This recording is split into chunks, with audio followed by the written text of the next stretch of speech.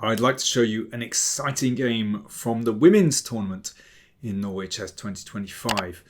So we've got playing white, Sara Khademalsharieh, originally from Iran, now representing Spain. And her opponent playing black, Vaishali Babu. She's 23, almost 24 years old, and a real rising star in Indian chess. Her play can be a little bit uneven because she often really goes for it. Very adventurous player. So let's see how this one went. D4 from Sara and a Bogo Indian. So this opening isn't so popular at the moment, and I think it's always interesting to play such openings when the stock is maybe a little bit low, because you can catch out your opponent. In fact, Vaishali has played in this way before. I used to play the Bogo now and again, and I always liked it when my opponents played bishop d2, because I felt that this, after the exchange, gives black a lot of freedom. I think one of the points of playing the Bogo is that you develop really quickly.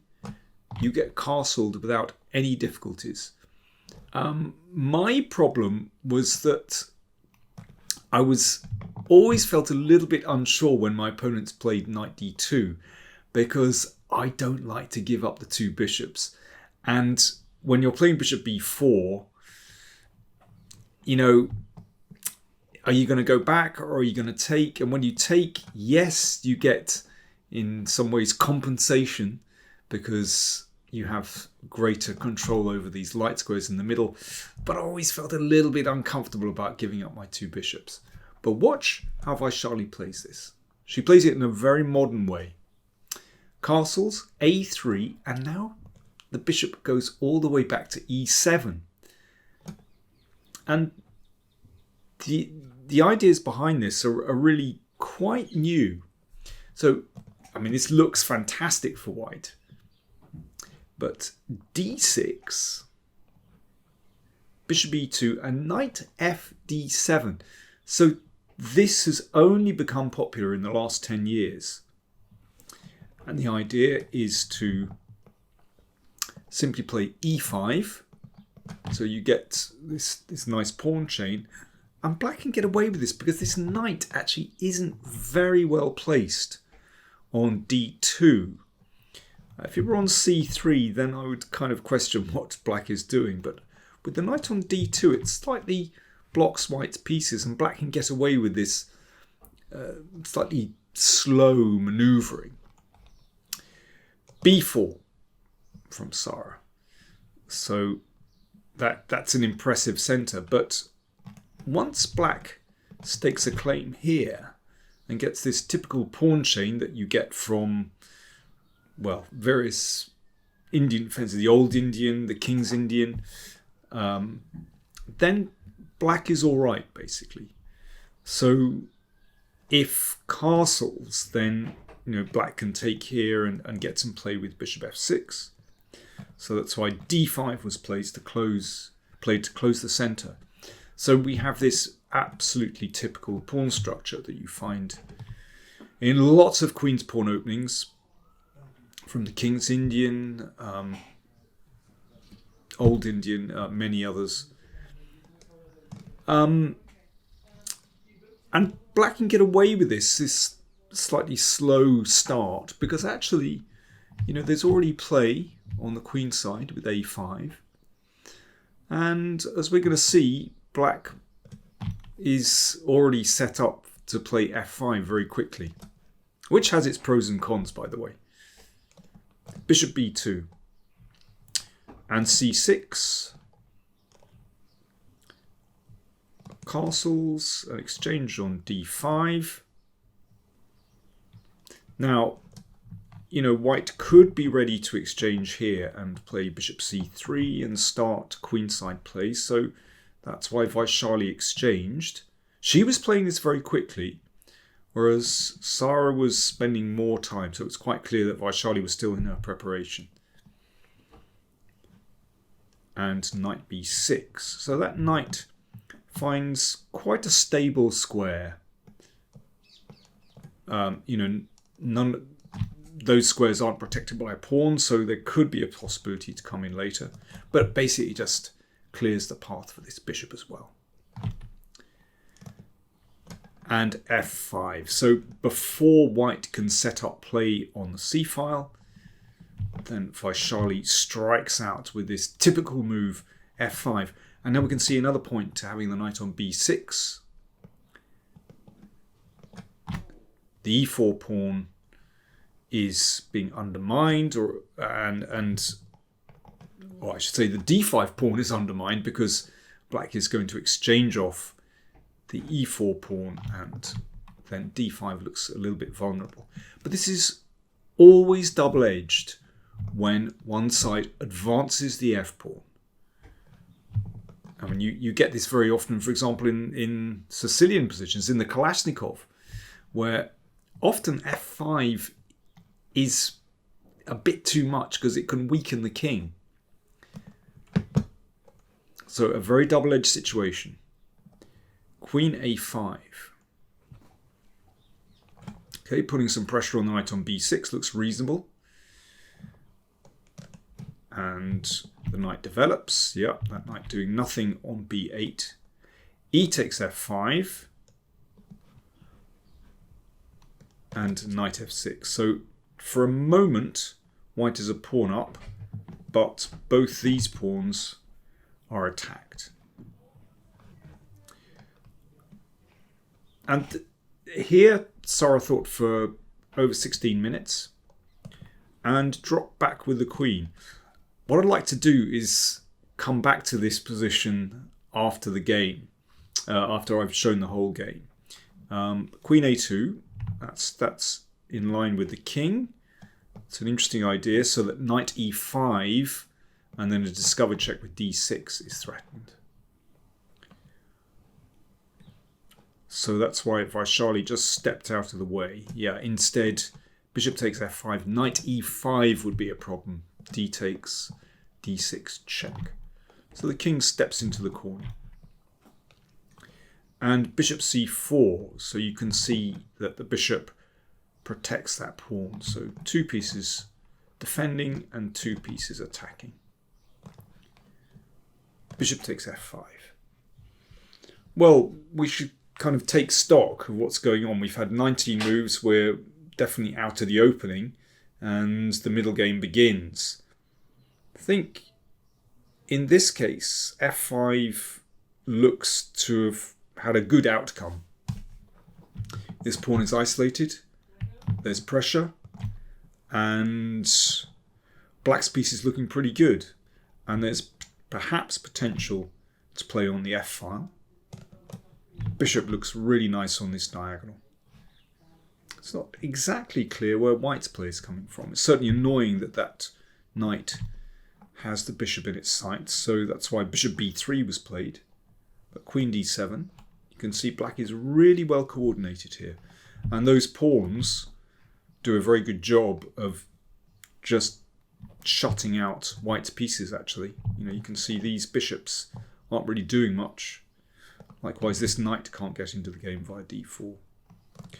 Queen a5, hitting the knight. Bishop d8, good move.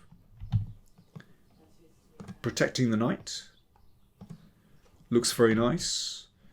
And makes a lot of sense when you have these pawns on d6 and e5. Yeah, just like in the Kalashnikov, actually, where you have this similar, well, the same pawn structure, actually. This bishop often finds freedom by bouncing off the back rank, the old bad bishop bounce, as I call it, onto this diagonal, or an alternative is to come out via g5 and on this diagonal. So bishop is not badly placed here at all. It has potential. So clearly, with the knight threatening to hop away with a discovered attack on the queen, then the queen retreats to a2 and knight h5. So Vaishali really starting to take the initiative now. That is very, very dangerous. White would like to play g3 just to stop the knight coming in. But bishop g4, you can see white is very sensitively placed on the f file here. That doesn't look very nice at all. So bishop c4, that bishop, you can see there's some dithering, this bishop going back and forth, the queen going back and forth, knight f4, and the bishop comes back to f1 to kind of shore up the king side. But that pawn drops, and that's a clear pawn up for black now. Queen b3, queen f7 played. So pressure building here and just supporting that knight as well. Knight c4, queen g6. That's a beautiful square. Supporting the bishop, defending the d6 pawn, and of course looking down at g2 and the king as well. So knight h3 and knight f2 check are threatened. Therefore king h1. And b5 pushes the knight. And bishop e4. This is looking just such a smooth attack for black now. Knight takes, bishop takes, the queen comes to e3. And we're getting close to black breaking through. Bishop c4. So threat to take here and take on g2. g3. Risky. Look at this diagonal. That's very risky. Knight d5 hits the queen. The rook has the knight in its sights.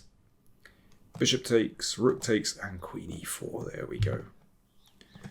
Pin and win. The knight attacked, so king g2.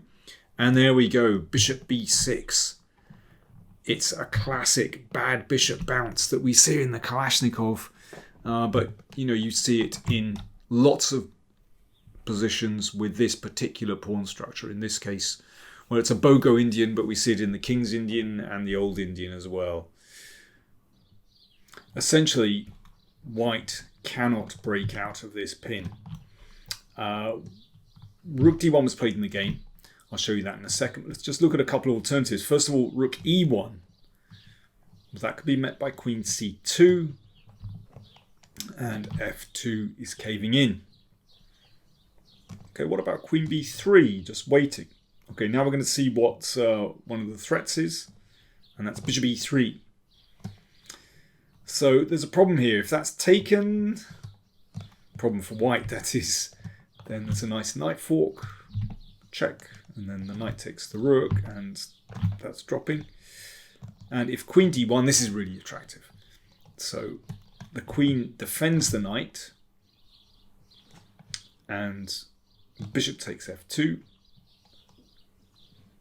If rook takes, then knight e3 with a nice fork again. And king takes f2 is met by knight e3. And, well, this is winning for black. A nice check. The king has to keep hold of the queen. And queen b1 here. And now, well, you can take this one. You can exchange and play knight e3. Lots of ways to win. Okay, let's go back. So in the game, rook d1 was played, and then knight e3 was the final move of the game. So white resigned. Why? Let's have a look. So a knight fork, and after pawn takes knight, queen f3 check. If the king steps back, then bishop e3. And if king h3, rook f5, followed by rook h5 mate.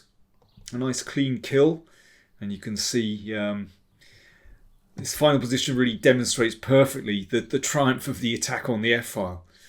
But it might have been a different story. I'd like to go back and take a look at the position just after f5, because as I mentioned earlier, there are pros and cons when you play f5. By the way, I should mention that after the game, Vaishali said that this, up to move 15, was all part of her preparation. Good work, well done. So let's see the game. Well, queen a5, I think, is good, and taking on f5, very good. Now here is where Sarah dropped back with the queen, and although there was kind of a superficial threat to take on e5, but actually that was dealt with very easily by king h8. But instead of dropping back, I think here there's a very typical move that white has in such cases where f5 is played. You see it in the King's Indian all the time. Knight g5 has to be the move.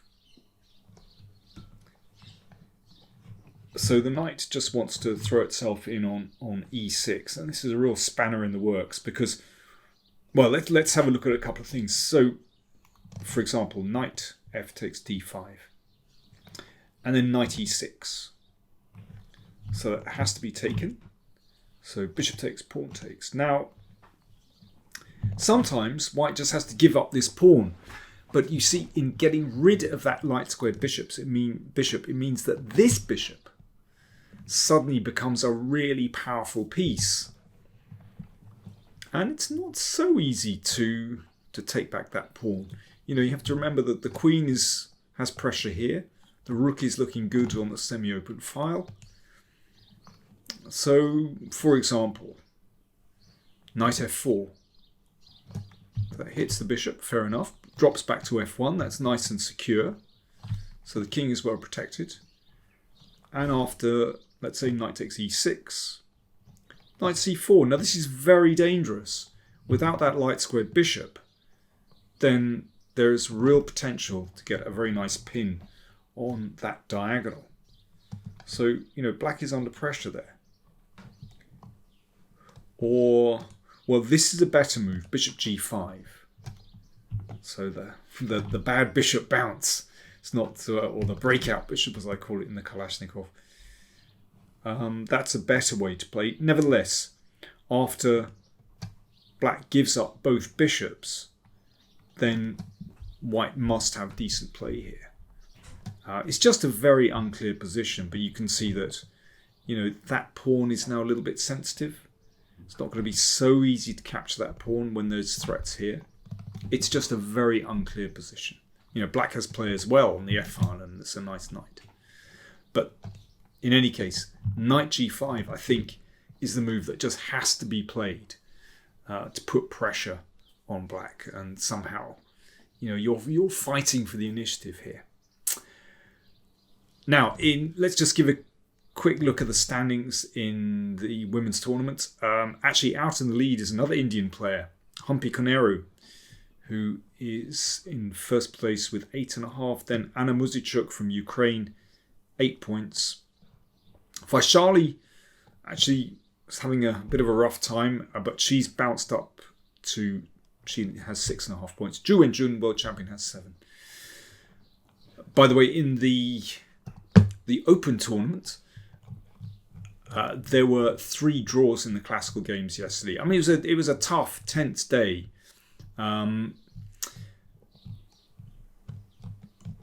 But Magnus still leads after the Armageddons. He has 9.5. He defeated Caruana in the Armageddon. 9.5. Caruana has 8. Hikaru has 6.5, and so on. Round 6 takes place today, Sunday, and hopefully I'll be a bit more prompt with my recordings. I'll record tonight.